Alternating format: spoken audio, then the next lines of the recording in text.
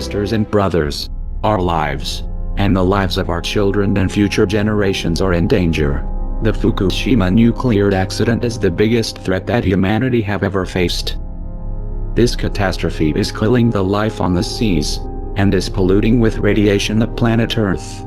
Every day since the accident began 6 years ago, 300 to 400 tons of water has poured into the Pacific, where numerous radioactive elements enter the ocean, and bioconcentrate by orders of magnitude, at each step of the food chain.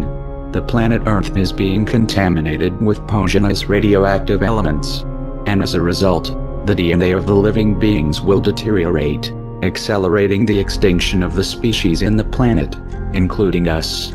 Hundreds of millions of us will have to die of cancers and diseases caused by the exposition to this radiation, and millions of moms will suffer abortions due to the deformations of their babies. Humanity and all the life on this planet is in danger, and mainstream media, as usual, don't say a word about this important issue, and keep us distracted with irrelevant things. So please, help to spread this video, since people deserve to know what's going on.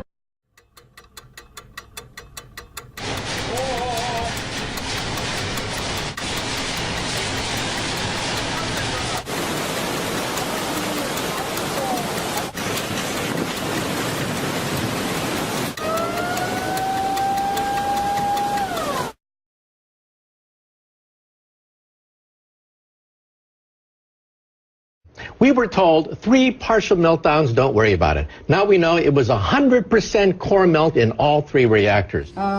Japan is, by orders of magnitude, many times worse than Chernobyl. Never in my life did I think that 6 nuclear reactors would be at risk. Well, TEPCO is like the little Dutch boy. All of a sudden we have cracks in the dike, you put a finger here, you put a finger there, and all of a sudden new leaks start to occur, and they're overwhelmed. Literally making it up as they go along. We're in totally uncharted territories. You get any nuclear engineering book, look at the last chapter, and this scenario is not contained in the last chapter of any nuclear engineering textbook on the planet Earth.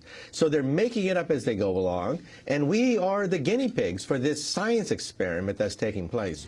All radiation is damaging. It's cumulative. Each dose you get adds to your risk of getting cancer.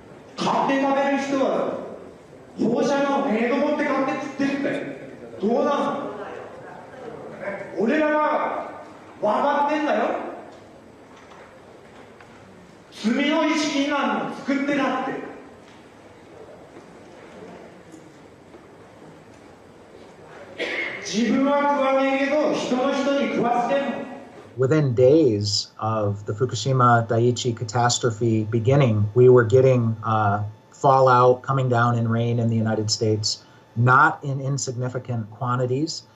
And also, of course, the seafood, not only does the ocean's currents bring the radioactivity this way, but also the sea life itself, the bluefin tuna, migrated from Japan to North America and carried the radioactive cesium in its flesh over here. Wow, not a good time to be eating tuna. The food chain remains contaminated for hundreds or thousands of years, and we'll start seeing lung cancer and leukemia, I think 2 to 5 years from now.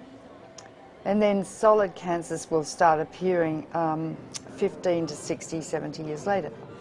So the ace up the sleeve of the nuclear industry is the incubation time for cancer. It takes a long time for cancers to develop once you have inhaled or been exposed to these radioactive elements. And no cancer identifies its origin. And so there is already a level of cancer in society, but it's going to increase dramatically. The problem is not really under control.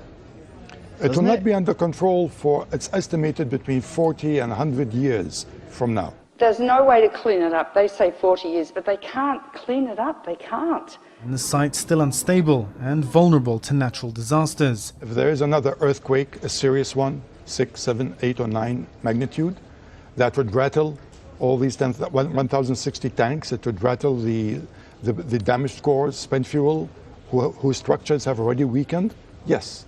That's a potential very, very serious threat. Approximately 300 tons of water, was filtering through the site until early this month, becoming laced with radioactive materials and then seeping into the sea. Another factor is the ever-increasing amount of water accumulating inside damaged infrastructure. Once it makes its way into reactor buildings, it mixes with radioactive isotopes. For months, TEPCO workers have been pumping up 400 tons of water every day and storing it in tanks on site. There's 1,060 tanks, stainless steel water tanks, that are holding the water which they keep pumping into the damaged reactors and the spent fuel storage pools. From the air, the scale of the problems at Fukushima become clear. The growing mass of storage tanks now dwarfs the plant itself. More than 1 million tons of highly radioactive water is now stored here. But the tanks have been hastily built. They're made of steel plates, bolted together, rather than welded. Last week, workers detected a major leak in one of those tanks. About 300 tons of water escaped, releasing several quadrillion becquerels of radioactive particles. Experts have often pointed out how vulnerable they are to damage. The tanks, though, have been put together very quickly. There's no guarantee they'll last. Their seals are made of rubber, and the joints and bolts are corroding, and they may last not more than 5 years. So the tank farm has grown dramatically, and it's on the hill. Of course, the problem is, because it's on the hill, the water flows down, and if there's an earthquake, all of these pipes are held together with plastic piping, not much different than what you've got on a swimming pool. So the plastic pipe will snap, and that water will just run right down that roadway directly into the ocean. The contamination has been leaking into the water? Very likely since the explosions and the meltdown at Fukushima Daiichi in March of 2011. Wow, that is quite a long time. Now, how much and what sort of radiation is leaking into the Pacific? I know there's all different types, so if you can explain that in a little detail. Well, clearly what we've seen now is the movement of radioactive hydrogen, tritium, which is a mobile radioactive isotope, but clearly radioactive cesium, 134, 137, strontium-90. We're seeing a full range of radioactive contaminants now moving, which indicate that the damaged cores of these reactors, the meltdowns themselves, are now contributing to the contamination of the Pacific Ocean and groundwater that's moving at about a rate of 300 to 400 metric tons per day. So that radiation has been leaking into the water and polluting the fish continuously for the last 2 years. Radioactive iodine-129, its half-life is 17 million years, plus strontium, plus cesium, plus tritium, and I could go on and on and on. If it gets into the sea, the algae concentrated hundreds of times, then the crustaceans concentrated hundreds of times, then the little fish, then the big fish, then us. Because we stand on the apex of the food chain. You can't taste these radioactive elements, you can't see them, and you can't smell them. They're silent. This graphic shows the gradual contamination of the Pacific Ocean due to leaks of radioactive water from the crippled Fukushima nuclear plant in Japan. The simulation, which was run by a German Marine Research Institute, shows the entire Pacific waters being polluted by radioactive water in just 6 years. We are dealing with diabolical energy. E equals mc squared. It's the energy that blows up nuclear bombs.